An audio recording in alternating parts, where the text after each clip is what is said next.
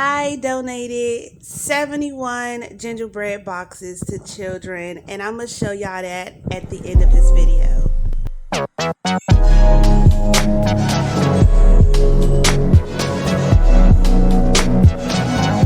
Hey y'all, it's been so long since I have dropped a video, y'all. Look, I've been going through some stuff, okay, like some real life shit, and I'm like, oh Rob, get it together. So yeah, y'all, I don't even know what to say, bruh. Like, I have been going through so much, but I am back, y'all. I got so, like, my money got so tight. I was like, I need to do something with this hair. And then something was like, you know what? I'm always using these extensions to make into my little buns.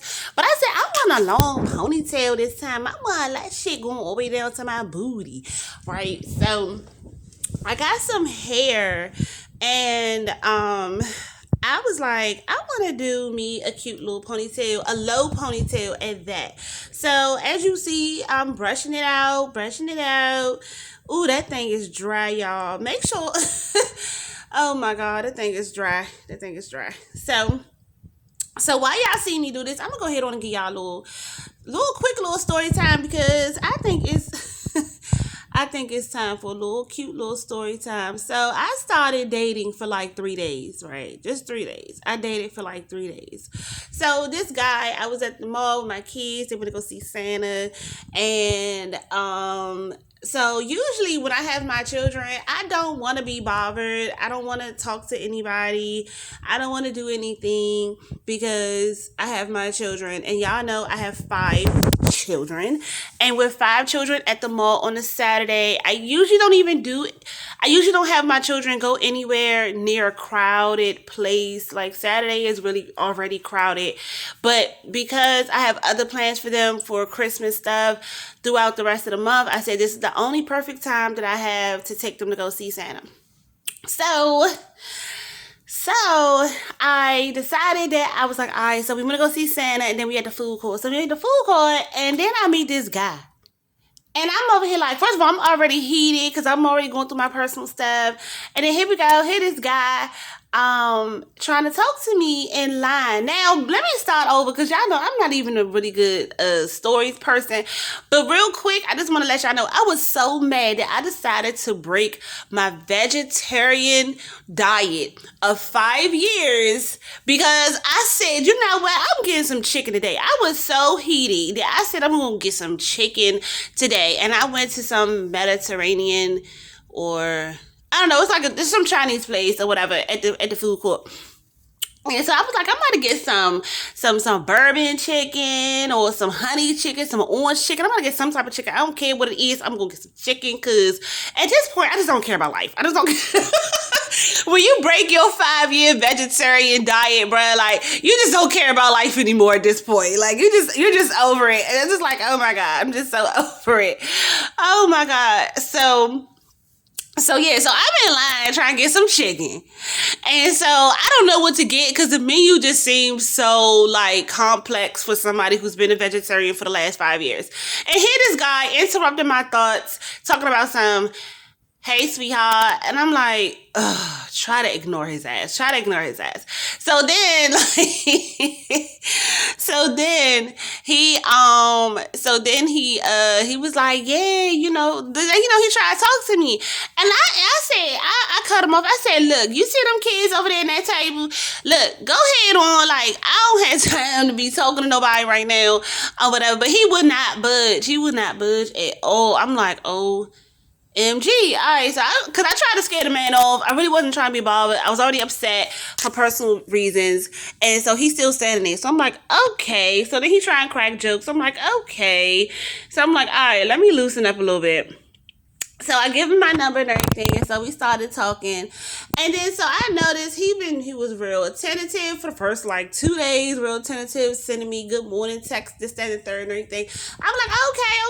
It's, it's only been 2 days, whatever. And then he want to FaceTime me, he want to do this, he want to do that. And I'm like, all right, I can find a time to do that. Like, okay. So this is the reason why I don't stop. Well, okay, first of all, he started giving me some signs, and I was like, because he told me he just graduated, or whatever. And first of all, he's 27. Let's talk about that. 27 is completely too young for me because I'm about to turn 32. And every time I try to deal with somebody younger with me, they always keep proving the fact that I should not be dealing with nobody younger than me. And I don't really get hollered at by dudes that's older than me or whatever the case may be, and that it really bothers me sometimes because I be like, can I get somebody my age? Like, I don't want to deal with no little ass boys. Like, come on. So he's 27. He told me he's, you know what I'm saying, he got his own place, but he said he got to go back and live with his parents. I don't know. And I was like, time's hard. I get it, whatever. But whatever. So then we started talking, everything good. He told me he got his college degree. I was like, okay, that's real nice. That's real good. And that's good. Now that really turned me on because I was like, dang, that's good because I don't really never get a chance to meet other black men who have degrees. I guess because I don't go those places where they are because I have 5 children and I don't get out at all. So that really kind of, so I was like, oh, okay, wow. So at least he's on an educational level like me. He was tall, he was cute, you know what I'm saying? Whatever case may be. So anyway, so then like the conversation was great. Last couple of days, great. Very attentive, FaceTiming, whatever. And then I started talking about my education like 2 or 3 days later. And I said, hey, look, yeah, so I got my master's degree at 24, this, that, and the third, boom, boom, bam, I work. And so first thing he said was, oh, well, millionaires nowadays don't need a degree. And I'm sitting up here like, yeah, I know. Yeah, I'm still going to be a millionaire, but I'm just sitting up here like, well, why would you say that? Because I didn't say shit about your degree. I cheered you on. But I was like, well, maybe I'm thinking about it too much. But then again, I'm like, I don't know why he would say that. Like, he could have said, wow, you got 5 kids, you got a master's degree at 24. Like, that's amazing. The first thing he said was, well, millionaires don't have degrees. Like, and I'm just sitting up here like, okay. So then, like, then he was like, well, what field was you in? I told him I was in entertainment. And you know what he said? The first thing he said was, oh, you was a stripper? And I said, excuse me, why stripper? Why stripper? Like, I just said I have a master's degree. Then I said I was in entertainment. Why would stripper be the first thing in your mind? But I was like, no. And he was like, well, you said you was in entertainment. I said, well, I'm in television. You know what he said next? Porn. He said, oh, you was a porn star? I said, excuse me? No. I said, I worked at BET. He was like, oh, so you was a video vixen or something? I was like, okay, at this point, not only are you dumbing down my education, but now you're trying to make it seem like I'm some sexual being. And that regardless of the fact that I have a higher education, you're still trying to put me into a position or trying to place me into a position that I'm not really in. So that really kind of turned me off. But then I was like, when we got off the phone, I tried to make it seem like everything was cool. But I got off the phone and I was just kind of like, oh, that ponytail is everything. It's ponytail. But then I was just kind of like, I don't know, y'all. I don't know. I stopped talking to him. I haven't talked to him or whatever. So that's it. That's my day in life. Hey, y'all. So I told y'all I was going to show y'all what I did on the back end. So I bought 71 gingerbread boxes for the kids at my children's school. I was able to get the numbers from their teachers of how many students I was in each class, and it totaled up to 71. So here you see I had evened them out in my living room. It was so, I don't want to say cluttered. I don't like my house to be like a whole bunch of stuff, right? So I was already kind of going crazy. So then me and my daughter, we actually wrote little affirmations for the kids, and then we also used the what's some things called, those candy canes. So we put the candy canes on along with the affirmation cards, because the kids have gone through so much during the pandemic. God knows these stories. It's just heartbreaking. But, I just wanted to do something nice. I wanted to just share my love to not only to my children, but also to their classmates. And so as you see, my daughters are helping me actually put them on, and I just wanted to do it. Like, I normally don't be showing off like, oh yeah, like this is what I do for the community. I don't really do that shit, but because like I've never fucking done this shit before, I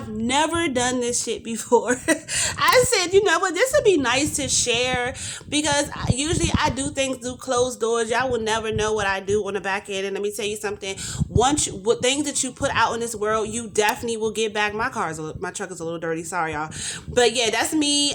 Going to the store now. Going to the school to deliver to 5 classrooms, and I'm just so excited. Due to obviously privacy issues and everything, I did not show myself and the children because yeah.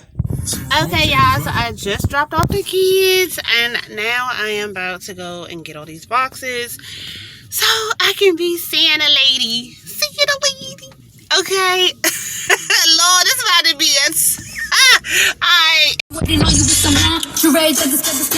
alright, y'all, so I got all this stuff in the back of my trunk, y'all, so we about to do this. I got thank you cards from the students. When I say it warmed my little heart, oh my God, it was just so touching. I felt so loved.